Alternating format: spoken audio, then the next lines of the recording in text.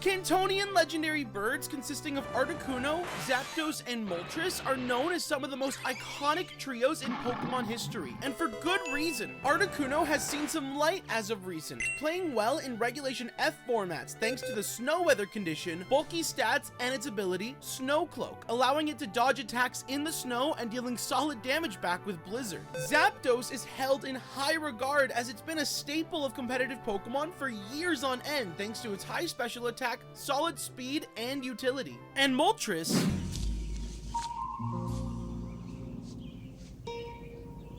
What the f*** is this piece of shit?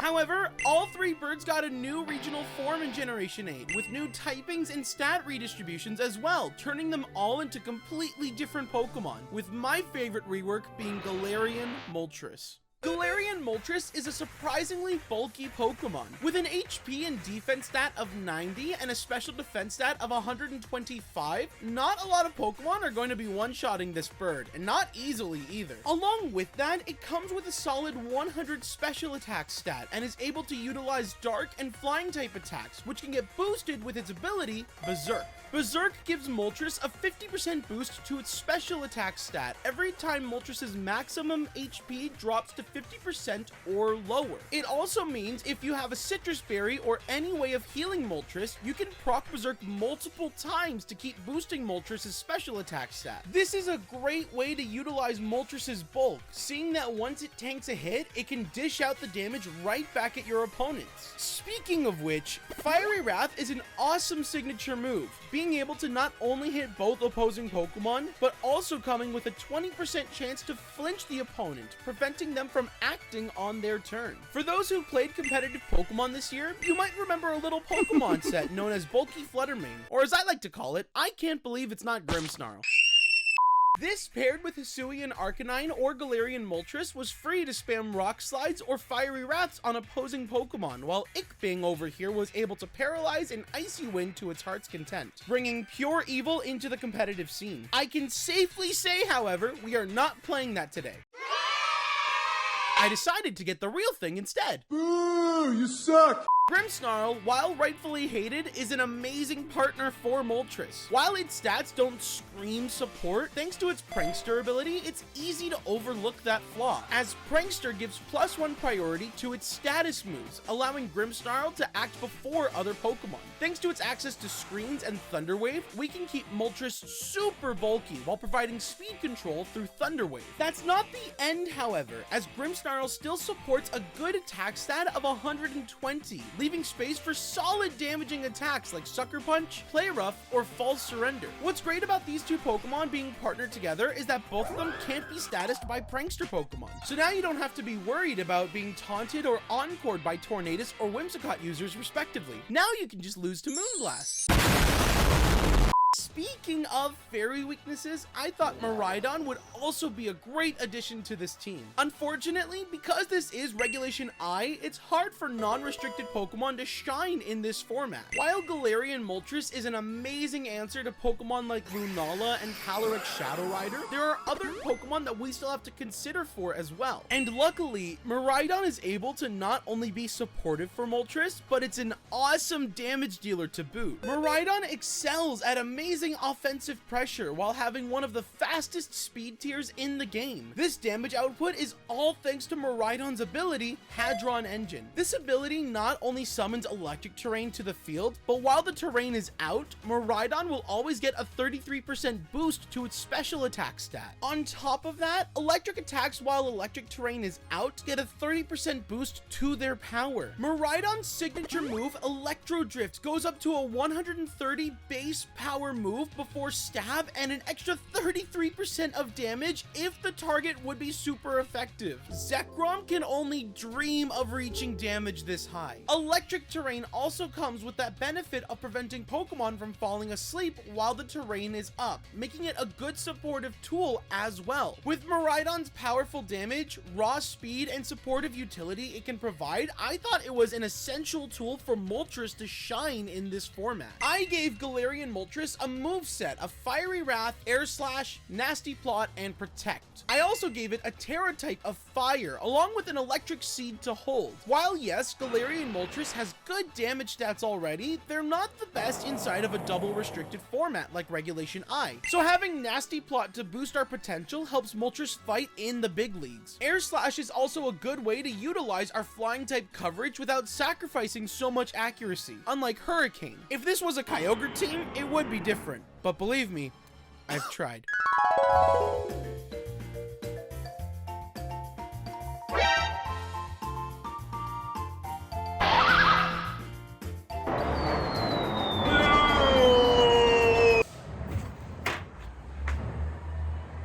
Oh my god! Giving Moltres the Electric Seed is also a good way to add bulk to Moltres' defense stat. While normally a Citrus Berry would be better here, because of Calyrex's ability to stop your Pokemon from eating berries at all, I wanted an item that helped Moltres actively, especially into the Calyrex Ice Rider matchup. Terra Fire is an awesome defensive tool that gives you a much better matchup into Fairy types, Sun teams, and Calyrex Ice Rider. However, I would consider Terra Poison and Steel as well, if not only because Lunala pressing Meteor Beam on you can be really annoying and I'm just too stubborn to press Protect. You do it too though, don't lie. Grimmsnarl and Miraidon have pretty standard sets as far as they go. I gave Grimmsnarl a moveset of Reflect, Light Screen, Thunder Wave, and Spirit Break, along with the Terra type of Ghost and the Light Play item to hold. Thunder Wave, while not a respectful tool, is used primarily for speed control, as paralyzing a Pokemon cuts their speed stat in half, and phrasing that sentence like that makes me realize I gotta stop looking at British advertising. However, being able to get a 25% chance to stop your opponent from acting that turn sounds pretty good to me. Spirit Break is also a good tool to have, as it lowers the special attack stat of the Pokemon that was hit by it, lowering the power of Pokemon like Kyogre, Calyrex Shadow Rider, and opposing Miraidons. Speaking of, our Miraidon is as white girl basic as it gets, with Electro Drift, Volt Switch, Dazzling Gleam, and Draco Meteor, with Terra Fairy and the Choice Specs item to hold, giving Miraidon 252 points into its special attack, and combining its Hadron Engine boost with Choice Specs boosts Miraidon's special attack stat to 373. There is a reason why terrain control is so important against this Pokemon, and this is one of those reasons. But it's not like it's just these three Pokemon on the team. Iron Hands is an awesome fake out user this regulation, giving us time to set up Nasty Plot on Moltres while stopping one of my opponents for the turn. It's also a very hard hitter with access to Stab Low Kick to cripple huge legendaries and Drain Punch for sustainability. Along with that, Iron Hands gets a boost to its physical attack when electric terrain is out thanks to its Quark Drive ability, making it a menacing attacker with even further boosted wild charges. Pair all of this with its ridiculous bulk and an Assault Vest for an item, and it becomes an almost unstoppable juggernaut. Volcarona is a surprisingly good Pokemon in this format as well. With a diverse move pool of aggressive and supportive options, it has multiple playstyles that it can tailor itself to.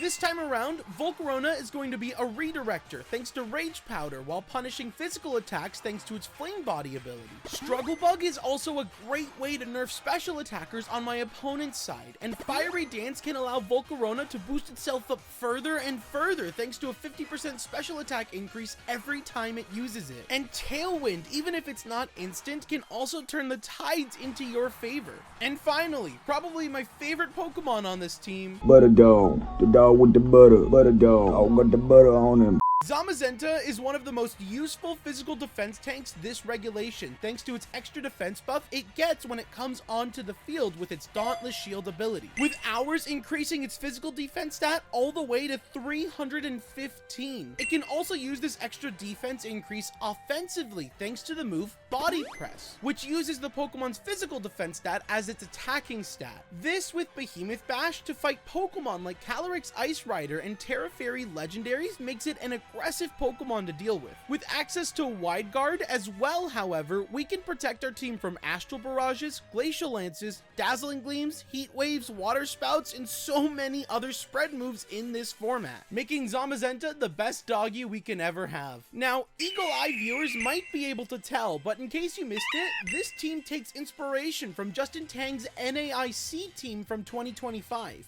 Zamazenta and Miraidon are powerhouses that synergize well with Moltres, giving the vengeful bird setup and support to fight in the big leagues. Grimmsnarl is also important to give our sweepers the bulk they need to overwhelm and destroy our opponents. And with boosted fiery wraths coming from Moltres, if your opponents aren't getting knocked out, they'll have to fight paralysis and flinches and the rest of the squad just for the chance at the W.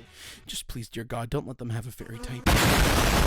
For those who want to tinker with the team and its stat spreads, here is what I used on the screen right now, along with the rental code for the team for those who want to hop on ladder one last time before the release of Pokemon Champions. Or maybe not if we gotta pay for those battle passes just to play the game, because I mean, like, if we do, I swear to God! If you like what you saw so far, please consider hitting the subscribe button. If you want to be a part of these videos or just hang out and chill with me, consider following me on Twitch as well. If you have a suggestion on what you'd like to see next, please leave it in the comments. And finally, join the Discord. You can get notifications when I'm live or when I upload and come hang with myself and others who are already in there. Link in the description. Now, with that out of the way, let's check out some games.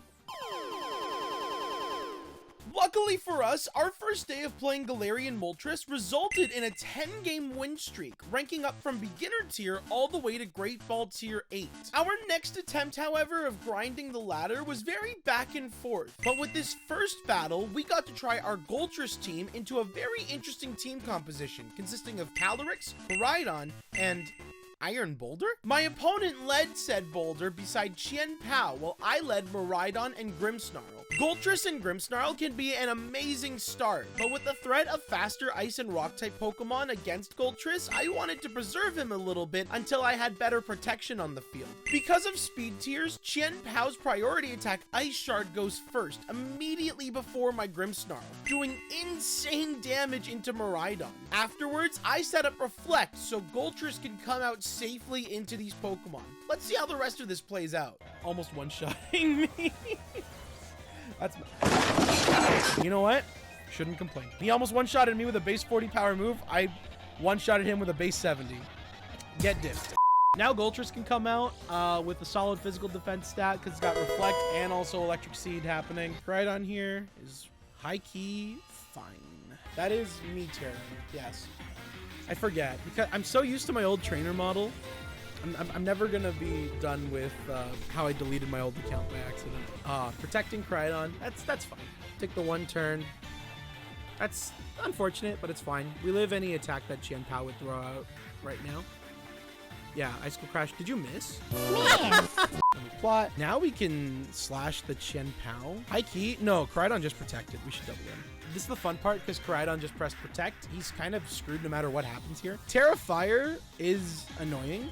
He probably presses Terra Fire. He 100% went for Terra Fire. Why wouldn't you press Terra Fire? Hoping he like doubles into Goltres here so I can proc what's it?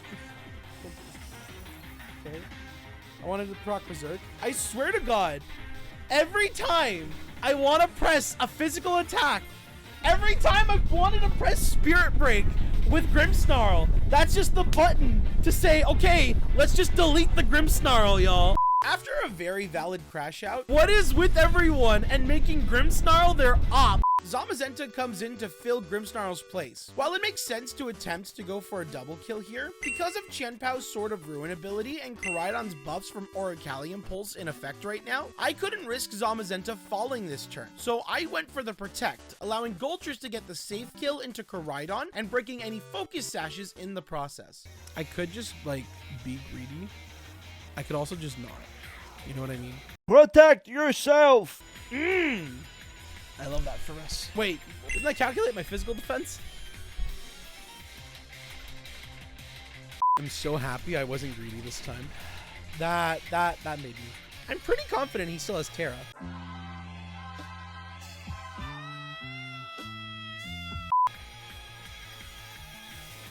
Yeah, I was gonna say that should never kill. Oh, you fool.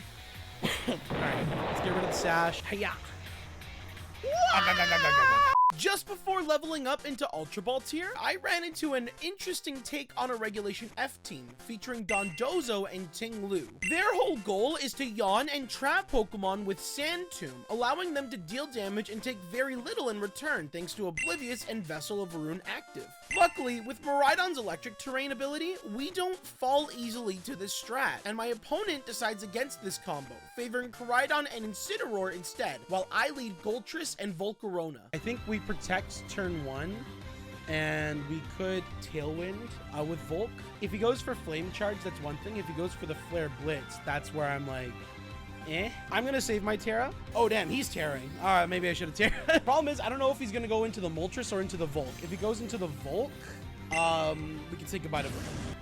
Oh, he does take out the Volk. He does Flare Blitz into Moltres, so it is a good thing that I saved it then. That's actually really good for us. Terra Fire Nasty Plot here is pretty good, and if we sub out Volk right now for Miraidon, we cover a few options while also powering up Moltres, so we're just gonna make him super bulky, and then after we could just kind of go ham next turn. Thanks to my defensive play, I minimized a lot of incoming damage coming my way into Goltres while setting it up for the rest of this battle. Incineroar does take a turn to Parting Shot out into Ting-Lu, however, which will bulk up its partner's special defenses as long as Ting-Lu is on the field. Seeing how much of a disadvantage Miraidon is currently at, I decided to swap back into Volcarona, who isn't as afraid of Ting-Lu in this position. If it has a cloak, yeah, that's fair. It's okay though, it's not like it's the end of the world right now.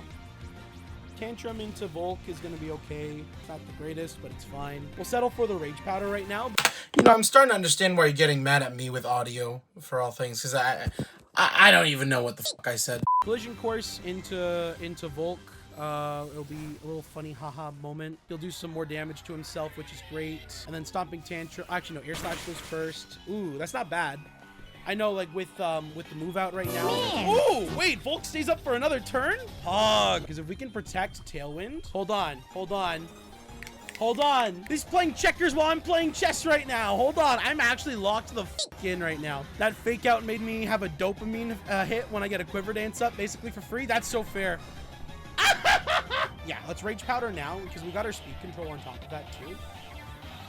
This is fine. Whatever comes in now, especially if it's Lunala, it's just gonna eat. It's gonna eat, oh, it's insane. Okay. That's fair. That's smart. We still get to run the flinch chance, and then after a Volk dies here, we can just, like, get a safe swap. Rock Tomb, perfect. We can swap into Zom here. Don't have to worry about Intimidate or anything like that, which is always good for us. Don't know his last Pokemon skill. It's probably Lunala. After debating on what to do, I remember that Incineroar can stop one of my Pokemon outright thanks to Fake Out. Knowing I have 2 turns of Tailwind remaining, I go for a double protect this turn while preparing to go on the offensive next turn, attempting to body press and air slash into Ting-Lu, securing a kill. As it turns out, however, Fluttermane comes into the battle, ignoring the body press and taking decent damage from air slash. Incineroar parting shots again into Goltres, swapping back into his faster Koraidon now that my Tailwind is gone and goes on the offensive. It is 100% possible for him to kill one or the other, not both. So I think going for the offensive here is going to give me the edge. And back to 2. Collision Course is going to hurt. Don't know if it's going to kill. We'll see. Oh, yeah, okay, that's fine. Koraidon is still weak enough where I think we can get away with just spamming D-Gleam for the rest of the game. Do we live a Collision Course in this? Because he probably fakes out Miraidon this turn too, right? I think he has to fake out Miraidon this turn, so we'll do this for now, just in case. Yeah, okay, that's fine. That's perfectly fine. D-Gleam, I have faith D-Gleam should kill with this right now. I think D-Gleam kills, and then after... Oh, that's even better for us now. That's perfectly fine, because I think we kill Incin here. I think we kill Incin with this now. Nice. That's good damage onto what's his name? You're playing Citrus? No. You're actually playing Citrus this regulation? I find that's like a ballsy thing to do. That's such a... I don't... Okay, sure, he's dead. Boo-hoo. But, like, I think we have it. Oh, my God. Okay, we're probably speed tied then. Ah, Terra Fire +1. Oh, that's rough. All right, well, The recoil. Wait, does that kill him? With electric terrain up and choice specs. Let's see it. Fuck. Wait, we might lose. We might actually lose this one. Oh! We're chilling. All right. Never a doubt. Never a doubt, boys. Never a doubt. On our final day of playing this team, we made it all the way up to Master Ball tier. If we get one final win, we can outfit this team as our final group of Pokemon with the Master Ball tier ribbon in Scarlet and Violet. Our final opponent is playing Lunala and Zamazenta with Roaring Moon for speed control, Amoonguss for support, Chien-Pao for offensive pressure, and Volcarona because twinning. They send out Zamazenta and Roaring Moon, while I play Goltres and Volcarona. Tailwinding this turn. Tailwind Nasty Plot this turn, excuse me. Protect is literally perfect, because now we set up Tailwind. Acrobatics, that's fine. And now we're faster, so get f***ed, idiot. Unless I missed something. That'd be really awkward if I missed something. With a boosted Goltres and a Zamazenta who just wasted a turn protecting, I set my sights on doubling into the opponent's puppy. However, he is able to get off his own Tailwind from his booster speed Roaring Moon, outspeeding both of my Pokemon and putting me back on the slower side of the speed tiers. Zamazenta body presses into our bulky Goltres, proccing our Berserk ability, meaning we are now +3 in special attack, which helps us secure the kill into the doggo, while he replaces it with Lunala. Also fine, because now we can just like have everything redirect. You know what? For my own sanity, this is for my own sanity. I'm gonna check right now to see if he's got Meteor Beam, because if he's got Meteor Beam, then I need to chill. If he's got Meteor Beam, then I need to chill this turn because I don't know the speed tiers that well. Acrobatics is annoying. Do we get Flame Body?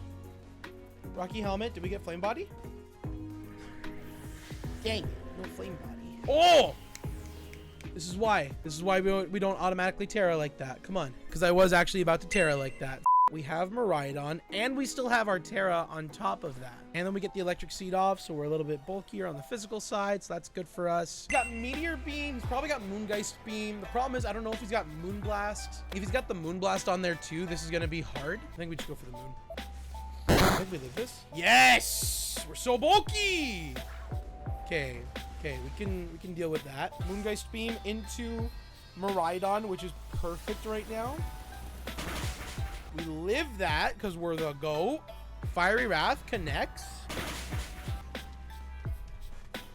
That's a one-hit knockout through Shadow Shield. Guys. Guys! Oh my god! It's just the Volcarona! Oh, honey! I swap out the Miraidon. Yeah! Oh, that was crazy.